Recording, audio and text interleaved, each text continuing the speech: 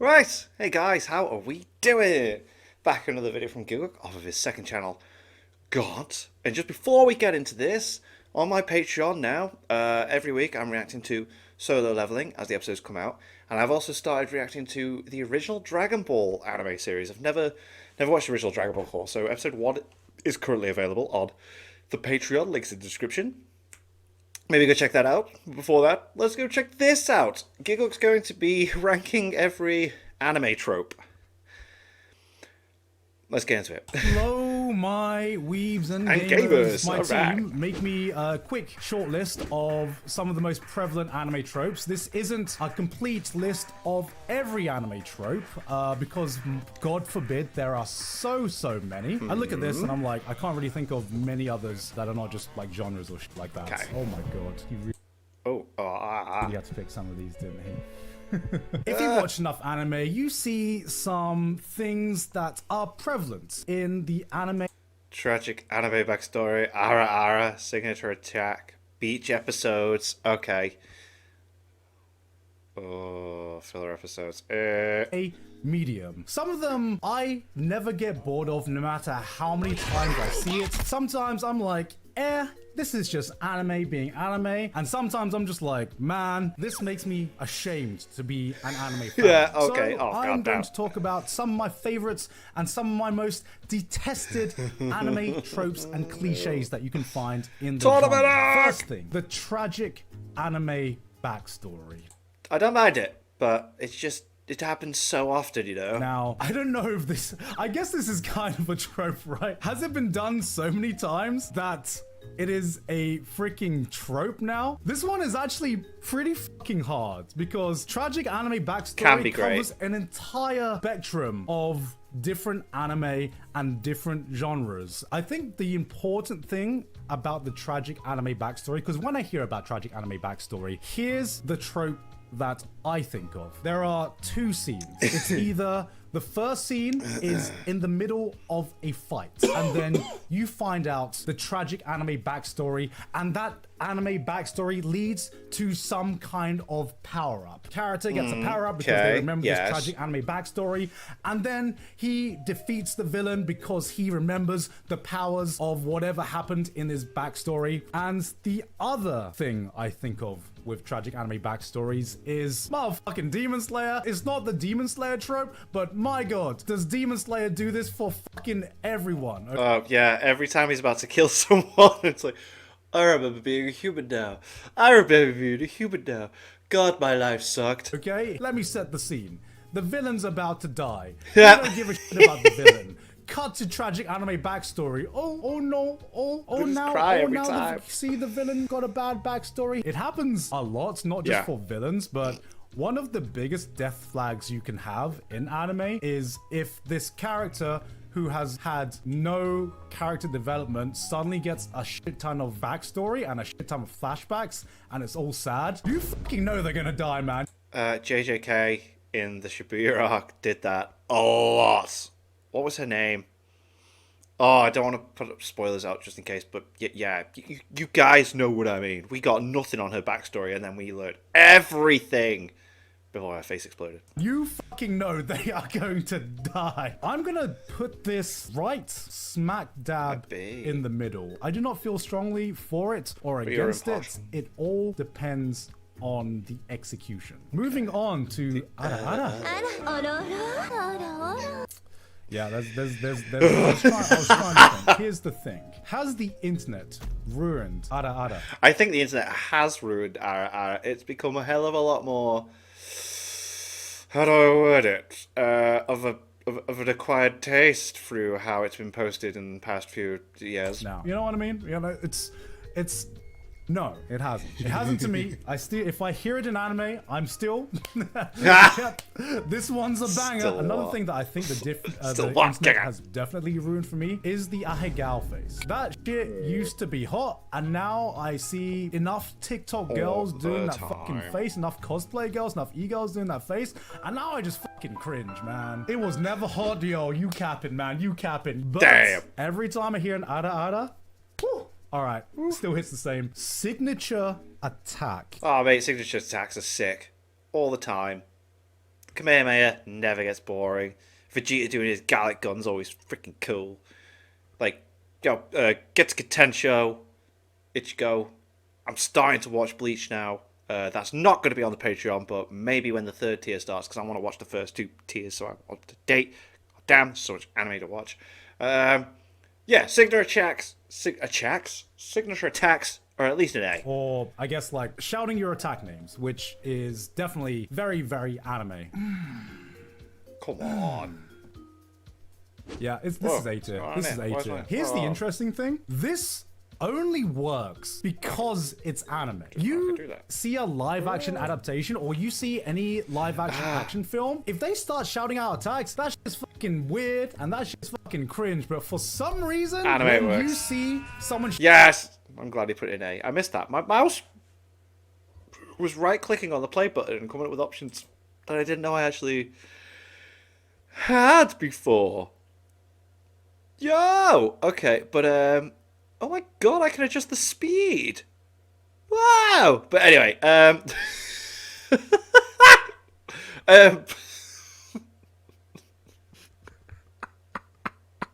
I've always been so bad at doing these videos, and I always learn stupid shit, like, years later than I should.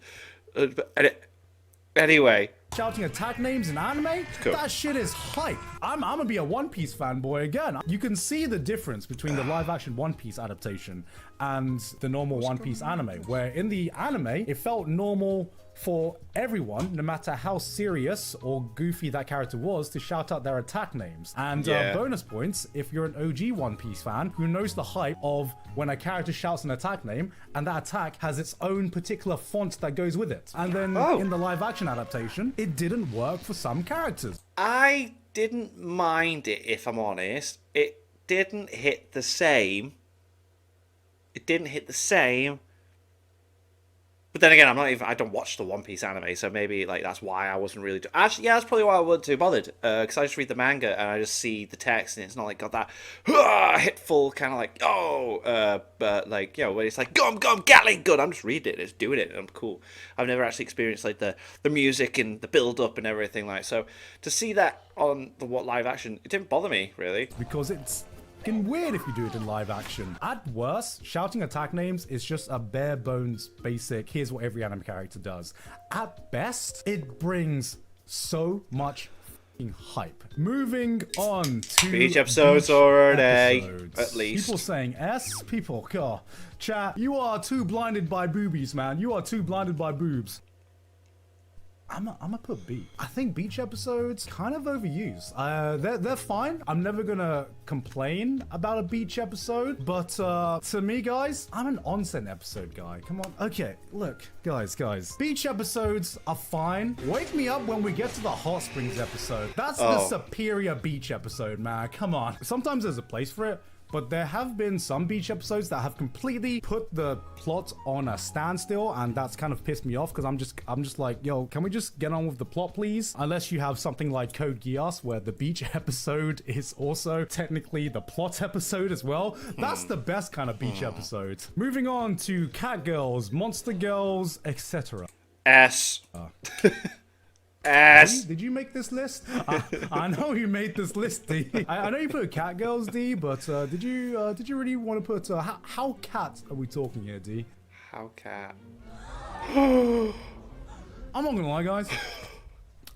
I'm kind of over it. Cat girls specifically. I don't know what's so exciting about it. What gets added by this girl having cat ears, which is most of the time. That's the only commitment they have. They just have cat ears, and they meow for you. Nah, you know what? Monogatari. See, this is where we differ, right? I'm a Senjagahara guy, man. I'm a Senjagahara guy all the fucking way, man. Holo though, oh, you are right. Oh, but she's a fox. She's not a cat. Cat girls, monster girls, etc. Like, if it's just cat girls, I do not really understand the appeal of cat girls. Monster girls are cool in concept, but when you get to the point where you go to like Monster Musume and you're having fucking slime girls and you're having fucking spider girls and horse girls. Yeah, I don't know. E. Alright, no. Actually, Actually, maybe just bump it up a tier. I think what happened there was my logical brain went, this is really weird, and then some part of my lizard brain went, hold on for a second. That's actually quite cool. Let him cook. Let him cook for a second. Moving on to explaining powers mid-battle. It depends. That really depends on how it's done. If all of us, it's like sometimes I'm reading the Jujutsu Kaisen manga, and I'm like, there is so much text. There is so much text. But then sometimes it's kind of like, I don't know, you watch an anime, and then it's like, it can be like the way. Well, we're talking anime tropes, aren't we, I suppose? But still, manga counts. But then, when you watch the anime adaptation, and then they have like maybe like more of a visual representation showing it, or the narrators doing it epically as they add extra like scenes and that in. But ooh, people really don't like this. I'm really torn because it's either because sometimes you need the explanation for some things, because sometimes they're just like mind-boggling how they work. But yeah, if you can just see it and it makes sense straight away, that's cool. You're either watching JoJo or Baki or Hunter x Hunter, and it's like here, or you're watching everything else, and it's like here. Yeah, Hunter x Hunter, and JoJo's especially, you do not mind it at all. Know what I mean? One of the things I love about Jujutsu Kaisen is that, at least in the anime adaptation, it has a really good balance between explaining weird anime powers and letting the powers speak for themselves. And yeah, I enjoyed that season 2 of Shibuya arc, cool. But then, like I said, read the manga now, and I'm a bit like, what's going? You got pages of like, yeah, it's fine, but like the text, I'm like, eh. I think the visuals speak for themselves. That's why I think some of the action in Jujutsu Kaisen just goes so hard. Just because I don't really feel a point where the explaining the anime powers gets in the way of the action. Because my problem with this is not the concept of explaining anime powers. It's the concept of explaining powers that ruins the pace of a fight. One of the biggest marks of a good adaptation to me is when the anime chooses when to adapt the power explanations and when to let the visuals speak for themselves. Because I understand why this trope exists. This trope exists because action is fucking hard to portray on a still page, right? On a still page, you might need to walk them through exactly what's happening, because sometimes it's just fucking hard. There are some exceptions which are S tier, but for the most part, it's a C tier. Moving on to fan service. It depends what you mean by fan service. Yeah, this is big. Chat is too horny. There is a time and a place for fan service. Yeah, so if we're talking fan service, like I think we're talking fan service, where it's like not the, oh my god, he did the attack from the original show. I'd say Naruto Sasuke versus Momoshiki, where they reference the original Naruto series and fights with Zabuza and that. Bam! I count that as fan service. But if we're talking the girl in Fire Force who just loses her clothes all the time and it just ruins every scene she's in, then yeah, I'm not a huge fan of that. I mean, come on. Within a degree, I'd say it's to be, but yeah. I fucking adore fan service. There are times where fan service does not belong in a show. Fire Force. Let's talk about the moments in Fire Force that were ruined because of fan service. This isn't me complaining. We got a new series coming out. Boom! Oh, I can't wait. But yeah, this needs to be toned down, please. About fan service, this is me complaining about when you are invested emotionally in a scene for a different reason, and then they throw in fan service. It's like using the ultimate technique, but using it wrong, so it backfires on you. When you have a show like fucking 100 Girlfriends, I would say fan service should be treated like the forbidden technique. Moving on. I love how he's put the bloody Bount arc in Bleach there, because that was awful. But filler episodes can be okay. I think this is gonna... It's filler episodes. What was the lowest he's got? Is a D. I don't think it deserves a D. But then I don't think it deserves to be in the exact same place where explaining powers mid-battle could be, so maybe, yeah, it's going to be a D, isn't it? This is Thank God. This needs to be a tier lower than D. This Well, again, circumstantial, but the majority. Okay. This needs to be a tier okay, lower than D. I am so glad that filler episodes are now dying out. They are. They are. It's interesting, isn't it? They're trying to phase out this whole like weekly constant all year round episode thing, and it's like it just make it seasonal, and it works. There's so much anime out there that it's fine to take a break. Your studio can work on something else while you got the other parts of the studio keeping it going. I didn't understand the era that anime went through back in the big three shonen, where companies felt this pressure to keep airing this anime weekly. Constantly. I'm glad they realized that audiences have enough Patience, and they don't mind waiting. patience Yeah. to wait for seasons of anime so that they can enjoy highly condensed, high quality episodes. But again, what I still don't understand with that is with Jujutsu Kaisen, they were being absolute. The creators were like working on that weekly to be released. Why couldn't they? Why is it that they're not working on it beforehand? Like, was it? They're screening the first episode of Demon Slayer in the cinemas at the moment, and that doesn't come out till I don't know when. Not for another month. Like, are they working on other episodes now, or is it just the first episode for the screening, and then when it comes to it, they're on a weekly?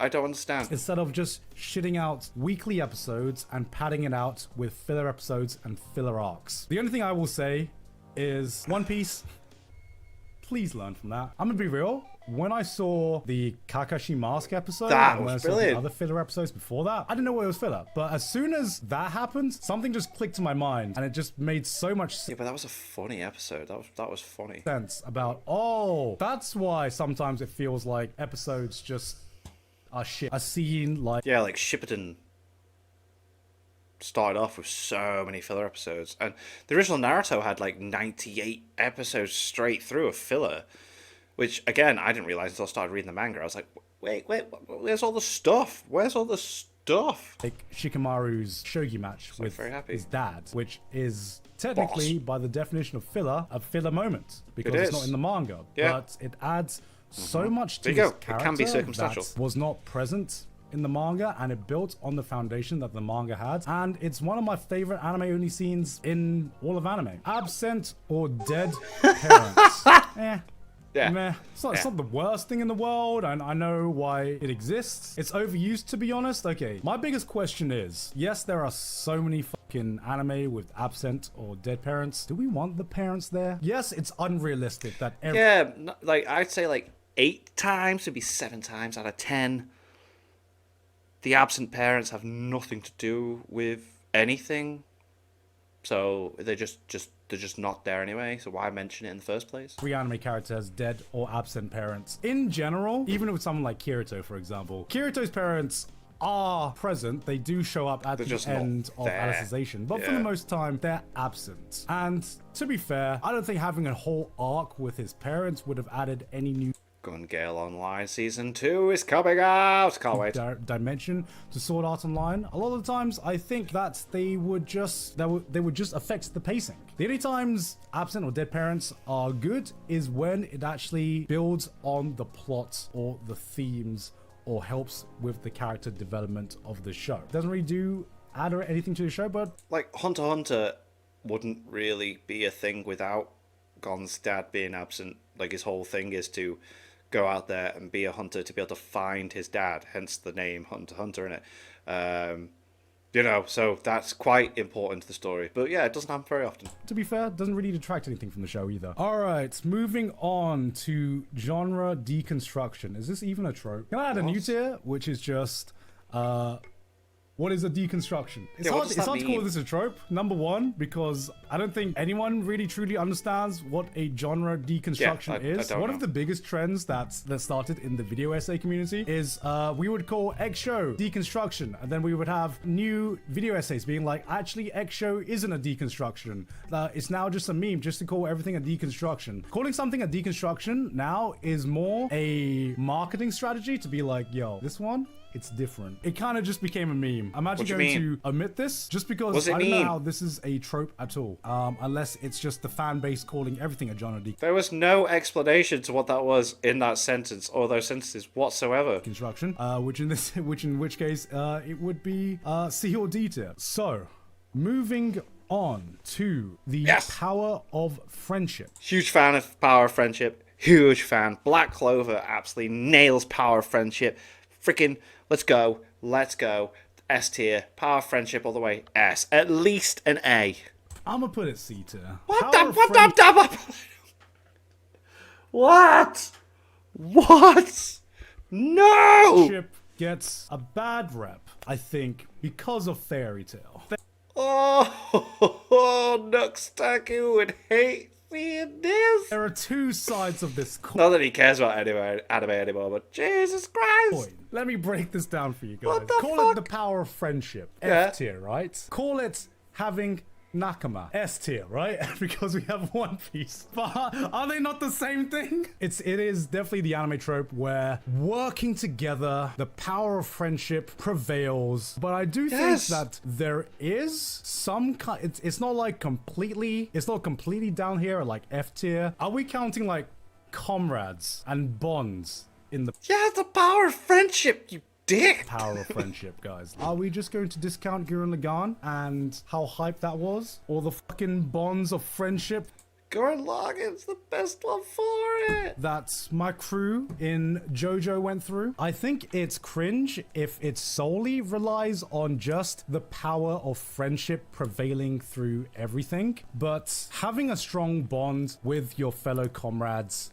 and your fellow comrades around you, and wanting to become stronger because of that, I think that's good. I think that's fucking goated, and I think that can bring some really, really hype moments. I think this is C tier. Moving on. Harems. Oh, Tetsubuya.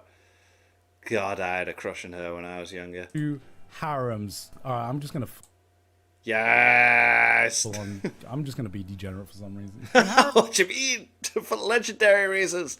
Let's go. Ruin a show? Here's an important question, okay? Because I think there are two types of people. I think this is the latest example of this shit, right? Oshinoko. This was one of the highest rated shows, of last year. And the people I've talked to have had two kinds of opinions about Oshinoko. They had the point where they were invested because of the murder mystery aspect, and then they kind of introduced the whole best girl aspect to it, where it suddenly just became, oh, who likes the main characters more? Is it this girl? Is it that girl? A lot of people didn't like it. I didn't happen to be one of those people. I was just like, you know what? I'm not gonna complain. I can see why it's not for everyone, but I'm not gonna complain. I actually don't mind this trope too much. Let me tell you why harems is in S tier for me. To some, it may ruin, or to some, it may detract from the point of the series, or it may detract from another point of the series. To me, I see harem, and I'm like, ooh, I sense a bit of spice in the story coming up. Ooh, it's not for everyone, but I'm just gonna fully embrace the fucking... I won't say I'm a fan of harems. It's not like something I look out for, but if you get a harem right, it can be entertaining. Sometimes it's just cringy, it's just like, oh, just stop. But sometimes it's great. Trash man that I am, I can't think of a single place where a harem has actively ruined a show for me. If you watch a harem anime, you're not watching a romance anime, you're watching a sports anime. That's what I like about harems, man. It turns the anime into a sport. Now, people are gonna get the completely... Oh god, no. Where's he? Wrong idea of That is way too high. What are you doing? What are you doing? what I think about this. Let me think about this for a second. That's too high. Yes, I said it, okay? And while we're here, let's just put this here as well. People think because of some kind of shows that I like that, oh, God must think it's fucking here or something, right? God must think it's fucking here. No, people misunderstand why I enjoy the shows that I enjoy. Like I said, I enjoy it when there's a little bit of spice added. When there's a little bit of Domestic Girlfriend was very entertaining though. Not gonna lie. Most of the time, you see this shit and you see this shit, and it's the most fucking basic, oh, Oni-san, oh, Oni-chan, oh, I'm a good little sister, oh, Oni-chan, oh. And I'm like, that's just fucking, that's the cringe, man. That is the cringe. Maybe I just hate little sisters, man. Okay, actually, hold on a second. I'm thinking about this. Maybe if it's an Oni-san, I'm more okay with it. Hold on a second. Hold on. Wait. Totally me being a single child moment. I do feel like most of the sisters in anime are little sisters. I feel like the balance is skewed. I feel like there are way more Emotos than there are One-sans. And this, conflated with this, most of the time, it's just the most bare bones, basic ass, here's your doujinshi bait character right here. And I'm like, this is not what I'm looking for. This does not sell me on the show. In fact, this makes it even worse for me. Kirino? I should rewatch Oranimo to see if my opinion's changed. Not another Isekai. Okay, what's this? This is a good B tier. This is a good B tier for me. If I put it here, I think I would just be lying to myself. It's right in the middle. Of course, I'm the Isekai trash man, but even To get an Isekai that's different is special. It's very special, especially in this day and age. as someone who defends Isekai to the death, I don't think I can put it any higher than B tier. It's not really a trope. It's more of like just a genre at this point. I know, it's like some Isekais you get excited for. Konosuba season 3 in April. Oh my god. Okay. Which I'm not reacting to on the Patreon either. Patreon's going to be Dragon Ball continuing onwards. Hopefully, Kaiju number 8 and Mushoku Tensei season 2 part 2.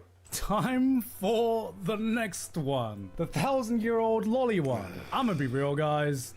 This is D tier for me, Doesn't man. really- I know it's a trope, Yeah. and I'm not on the camp of It's done so often, it never takes really you would affects the see story. on Twitter, but fucking why? Why do we want this? Why do we want this? Let's take one of the most famous ones, for example, Shinobu. Are you going to say to me, unironically, that the child Shinobu is superior to the fucking One-san or MILF Shinobu? Absolutely not. Yes, she is. No, you are so wrong. What really has confused me recently is just because in recent times, just because now there's a really old anime character, if there's just a really old anime character, people just assume it's a 1,000-year-old like loli trope. I see this with Freeren now, where Freeren's like, she's the fucking trope, and I'm like, is she? I don't know if my eyes are fucking different, but she just looks like a normal person. Obviously, she has the personality of an old woman, but even on an aesthetic level, to me, she doesn't look any differently than most other standard anime characters. Yeah, they usually have the visual look of a child, don't they? It's like, it's a bit strange. At all. She's just like a little. Fine, as long as they don't make it too weird, it's fine. But you know, it can be a bit like. Short, right? I don't even know if she's short. The problem with this trope a lot of the time is that, you know, I look at someone like Beatrice and I'm like, I just need to protect this person. I need to give this person a hug. The problem I is need a more lot of ReZero in times my they're life. not made for that purpose. Which leads on to our next one. The other worst trope of anime Pervert. is just... Why is this a character trope, man? Yeah, it Why is. is this a character trope? What does this add to your series? Every anime, and I feel bad saying this, but Sanji falls into that as well.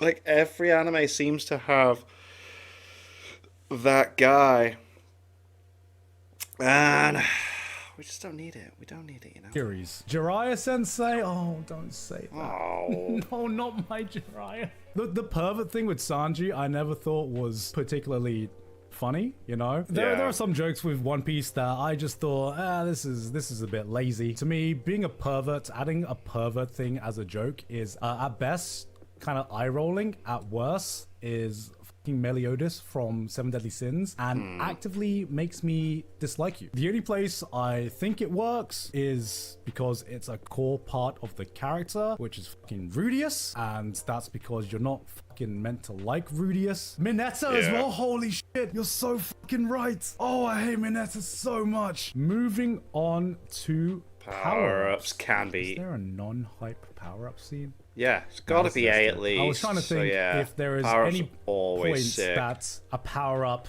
detracts from a show. I don't think there is. No.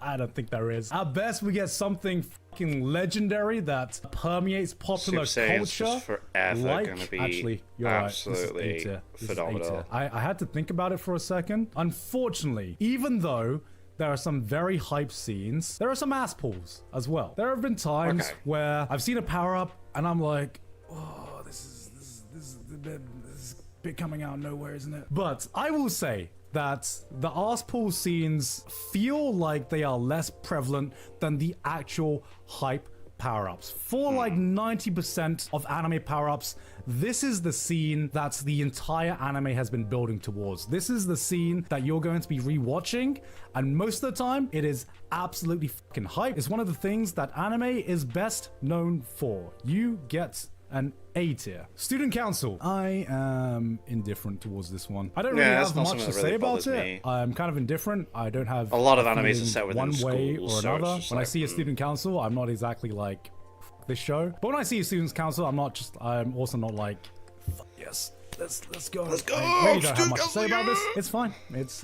That's fine. Same with the deres as well. Actually, I'm gonna put this down. Like At the end of the day, I'm talking about all of the deres, right? What I want is not a tsundere. What I want is a well-realized, well-written character first that might have those tsundere traits. or might have other traits. For example, if there's a character that is just a dere, then a lot of the times they are just a one-dimensional character trope that is really lazy. That is not to say that obviously I don't like tsunderes and everything like that, but if there is just a bare bones basic tsundere that has no more depth than just the classic tsundere traits, I'm out. I feel like anime writers and anime artists and writers should always put the character first. Here's the thing, they should have an identity above that and then have like traits being like, oh, this person reminds me of a tsundere. There should be an absolute exact reason why they are acting the way they do. All right, moving on. Generic protagonist. I feel like this is not doing it any justice just because, by calling it that. It says generic in it. Yeah. So I'm trying to think if there's any counter argument for it to not be D tier. I'm like, I got nothing, guys. If it's generic protagonist, then yeah, with the word generic, it's always going to be in D tier. What I was thinking was self-insert protagonist, and I'm thinking, is a self-insert protagonist bad? Well, I'm gonna add a little spice. I'm gonna change generic protagonist to self-insert protagonist. I'm gonna bring it up one. We were all 14 at one point. There was one point in our life when we were kids, we were innocent, and we just wanted to dream, man. We just wanted the fantasy, man. Are you going to crush a kid's dream just because they want to self-insert themselves into some, what we perceive as some cringy situation now? No. If he can't hope to get a bunch of girls, then what hope does he have? All right, that's the best I can come up with. So let me ask you, as the edgy 14-year-old, do you think you were any more interesting of a person? Can we really say that we weren't maybe the bland protagonists ourselves at one point, guys, okay? Maybe there's a reason they exist. I liked Love Hina. I discovered Love Hina when I could get no bitches. This is for the 14-year-olds out there. Moving on. Tournament arcs. Fucking ass, let's go. Yeah, now we're talking. I will not accept anything else. Tournament arcs are always freaking cool. Be having the most dog anime of all time. You can have an anime that's completely fallen off. They always build up the hype. And I am completely interested again. Is it used a lot? Yes. So Is every tournament arc built the same?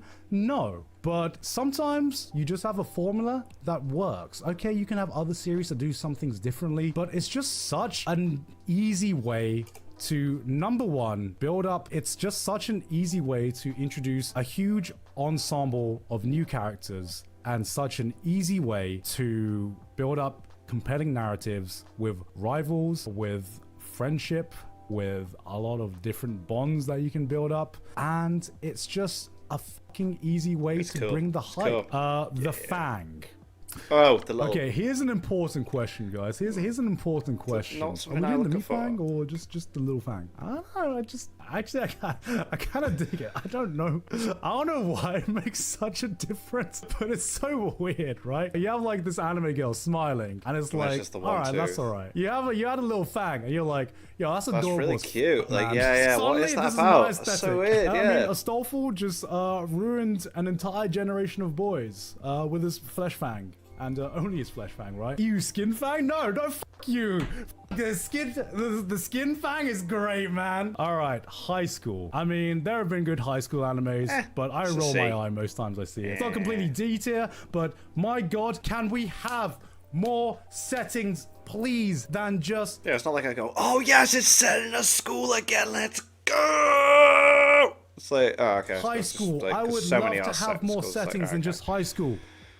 Kind of dig it. Inner A lot of the Mods times can be it cool. depends, Death Note's but cool. this is something that I think works well because it's anime. Something similar to signature attacks. It kind of breaks the convention of storytelling a lot of times, where it's like, oh, you need to show, not tell. And sometimes I'm just like, maybe you should tell me and not show me. I'm a dumb baby. You can have moments where it just brings a new dimension to the scene that's going on, especially with something like Death Note and Code Geass. It's only at A tier and not S tier because there are some moments where I'm looking at you, sports anime. There are some moments where I think, okay, this is way too overdone. I am watching someone shoot a basketball, and this is taking 20 minutes because of what's happening to see this guy shoot a basketball. No one thinks that fast. But when we are just doing mind games, it's kind of hype, man. All right, moving on. Nosebleeds. It's funny. Same as perverts. I don't understand how this trope started. I don't get it. I won't never got put it it as a kid. D. I remember the first scene in Naruto, Always makes me or the chuckle first whenever episode I of see Naruto it. had a nosebleed. That was my first exposure to it, and I was like, oh, that's weird. And then everyone started to do it, and then I was like, oh, that's weird. That is, nosebleeds are just the PG-13 way to say someone is bricked up. And as soon as you realize that, you're like, wow, that's weird. All right, moving on. Here we go. So, overpowered MCs. He's got bloody Shadow here, and he's always cool, but it has to be done right. Kirito's boring.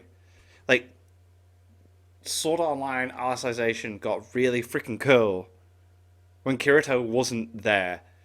So it has to be done right. So it can't be S tier because sometimes it's just really boring. Well, like, Eminence Shadow was just perfect way of doing it. So I'd say it's got to be at least an A. Overpowered main character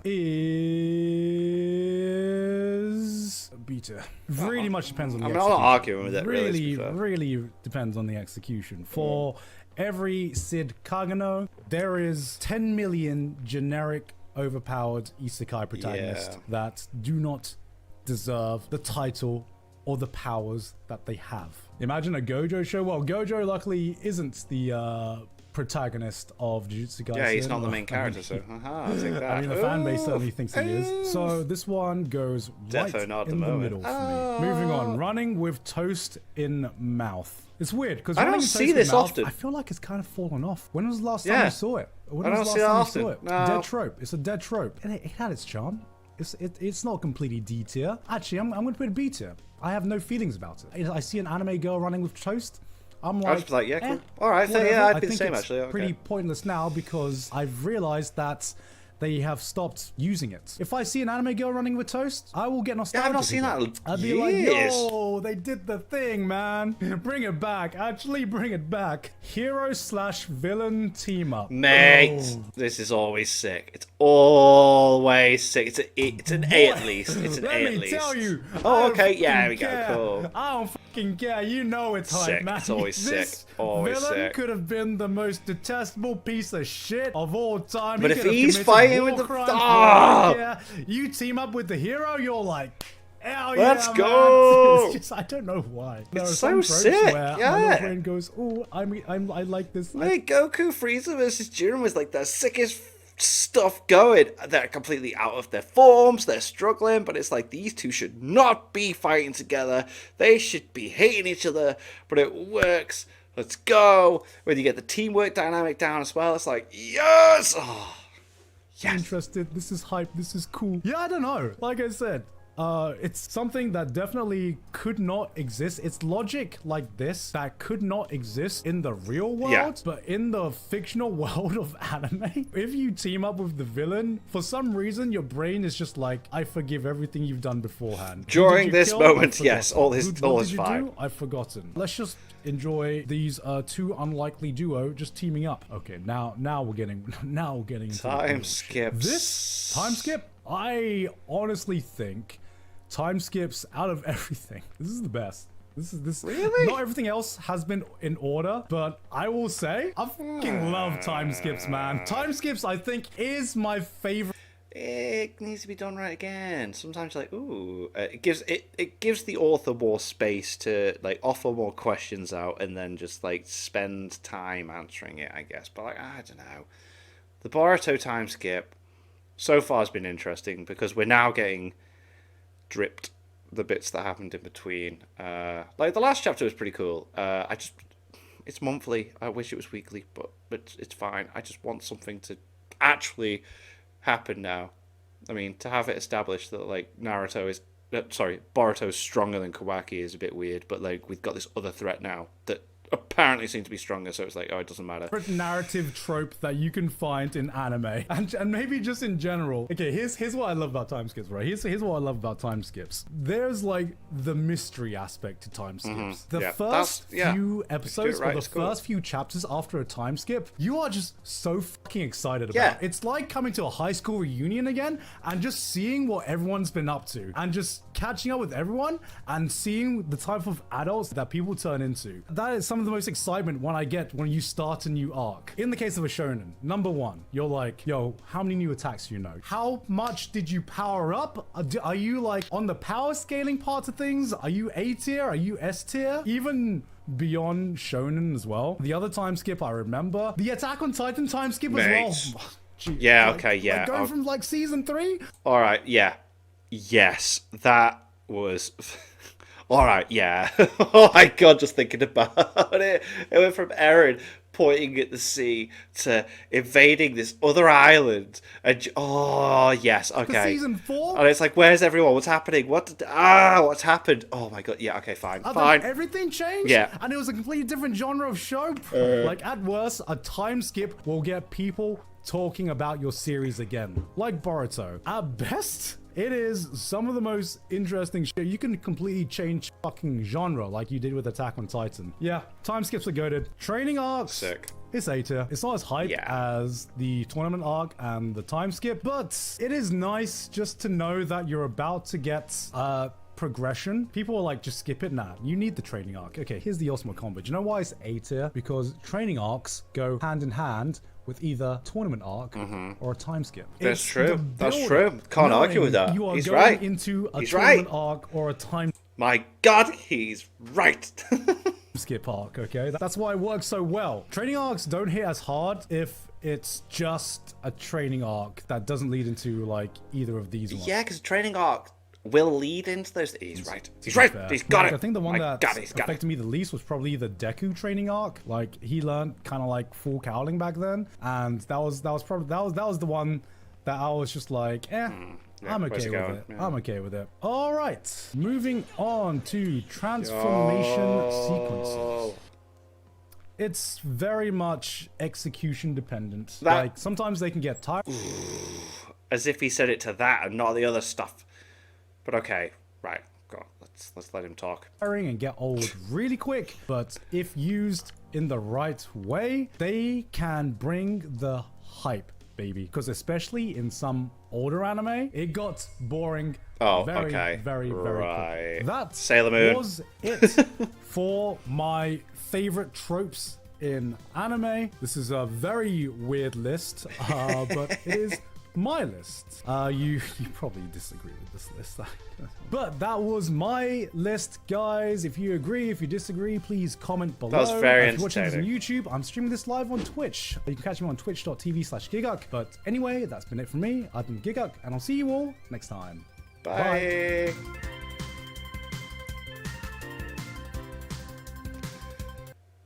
That was cool. That was fun. That was awesome. I enjoyed that. That was class. Like, yes. Yes.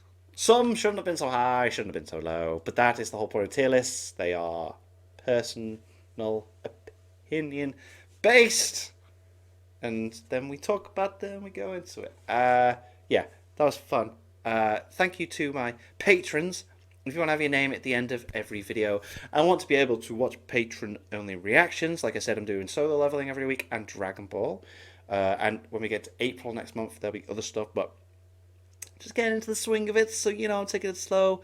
$1 a month. You know, you get your name at the end of every video. You get to watch that. It's all cool. Links in the description. What do you guys think of that? What do you guys think of this? Click like, subscribe if you haven't already. Leave comments down below. Let me know what I should watch and discuss in future videos. So, guys, next time.